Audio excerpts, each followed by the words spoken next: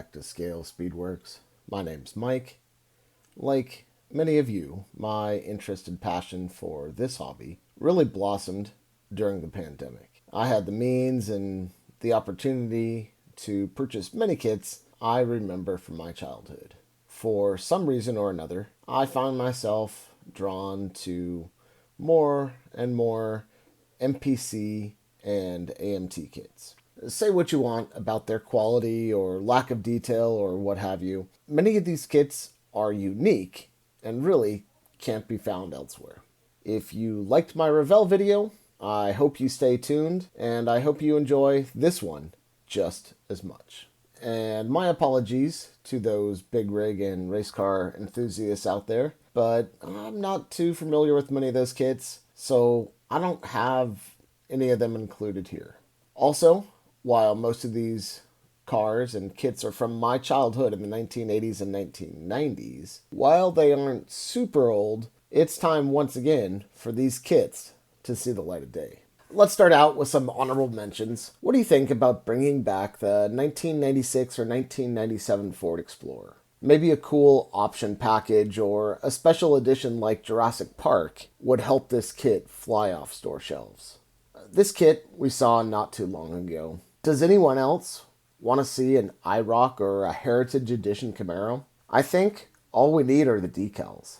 These kits were each only released once in 1988 and 1991 respectively. And now for my top 10 in no particular order. MPC released a few versions of the Firebird GTA. Some included some very cool parts like a bi-wing spoiler, but the one we really want back is the one-time only release of the Turbo GTA, last seen in 1989. This kit has its origins in the 1960s, and although we saw this kit not too long ago, I'd love for round 2 to bring this kit back in its original body style. The last release of the classic Jeepster Commando was in 1971. You may have seen this kit on my other list, and before you ask, no, I don't have any strange affection or love for this car. I just think it's cool, and it has a lot of potential. The MPC Ford EXP saw 2 different releases in 1982. Both of them were molded in color. Since Revell just released their 1/24th version of this kit, I think it's time for MPC to do the same. Their version, however, is much, much sleeker. The Fiero GT was only seen in 1986 and 1987.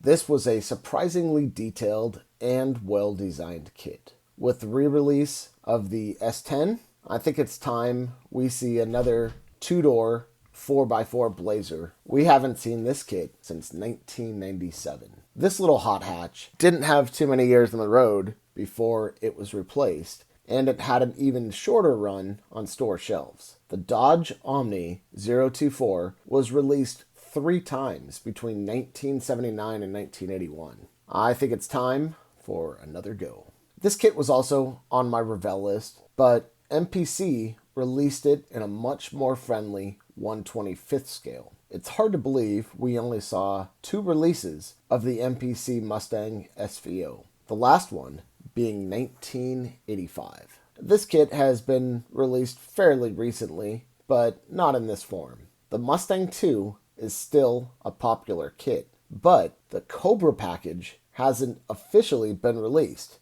since 1976. With the re-release of some other front-wheel drive quasi-sports cars, how many of you want to see the Dodge Stealth RT Turbo back on store shelves? This was actually a pretty sweet little sports car, and while it's definitely not a Mitsubishi 3000 GT, it's the closest thing we ever got from AMT. For my last choice, I do have to say this kit is on the absolute top of my list, but only if it's released looking like this. The MPC 1971 Roadrunner kit may be soft on details and leave a little bit to be desired, but this kit is an absolute must release with this nose cone. Let's see the 1971 Roadrunner Superbird back on store shelves. We last saw this kit in 1987 That's my top 10, and although I may have cheated and snuck in a few more, I think I could easily round up even more offerings we haven't seen in a while. But what do you guys think? Did I leave something off this list? Is there another 1980s or 1990s AMT or MPC kit we haven't seen in a while you'd like brought back? Let me know in the comments below.